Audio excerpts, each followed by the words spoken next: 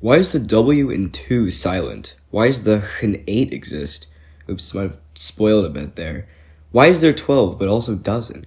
Why does our language have phrases for 1728 and 169? And why the hell is 1 pronounced 1? Who's a good kitty cat? Let's back up a bit. Around 5,000 years, to be more exact. Around here, there maybe lived a group of nomadic pastoralists who maybe spoke a language called Proto-Indo-European. Maybe. Unfortunately, history is not as nice as math, so I'm not going to cover any of it today. All you need to know is that PIE had words for all the numbers from 1 to 10, plus a couple more that don't really exist in English, and that doesn't exist anymore because it evolved into like 400 other languages, which you've probably heard of. Don't worry though, because we're only going to need like 5 for this video. Let's follow this branch first, since it leads to the language I'm articulating right now. Okay, here we go. PIE, Proto-Germanic, Old English, and we're done. Just kidding, I still need to answer the questions in the intro. So, what's the deal with 1? Well, up until the 1300s, it sounded pretty normal. Starting in southwestern England, however, the W at the start began to take over for the next few centuries until it eventually became the dominant form. However, the accompanying spelling reform just didn't latch on for some reason. I couldn't find an easy answer for 2, but it's likely an irregularity which came about from just how widespread the word is, and the fact that W and oo are very similar sounds. Next up is 8 and 10. Almost there.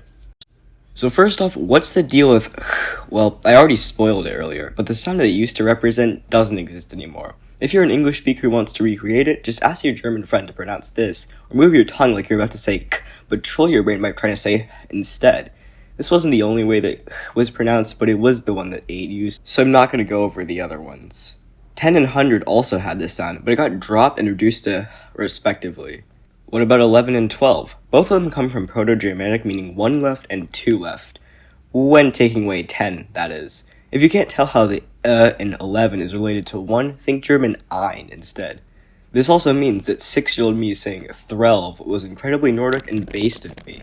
Since we can't have nice things, however, we of course have 13 instead. Oh right, the teens. Aside from being incredibly attractive, all that it really means is some number plus 10. But you know what isn't attractive? The French language. Despite this, Middle English decided to steal the old French word for 12, giving us dozen. This is where things go from bad to just so much worse.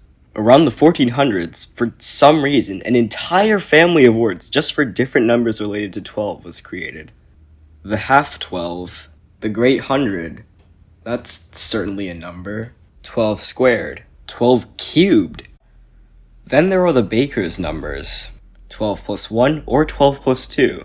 12 plus 1 squared, in case your baker needs you to refresh those middle school algebra skills or something. Okay, enough of this shit. I just want to be a pretentious scholar and use Latin or Greek for everything. Well, now you can using the all-new SI metric prefixes. Whoever invented the term quectosecond, good job. That was really funny. But what about really big numbers? Let's start with a billion. Add a comma, 3 zeros, and increment the Latin number by 1. Now you've got large numbers for the next 1,000 orders of magnitude. Some of them have really funny names, so that's a cool bonus. Unless you live in Europe where this system decided to become bad. This is still baby shit, however. What about really big numbers? The Googleplex, for example, was invented in 19-something. I forgot to write in the script. By a little-ass kid. Consult your local mental asylum, or click on this film made by a very handsome fellow.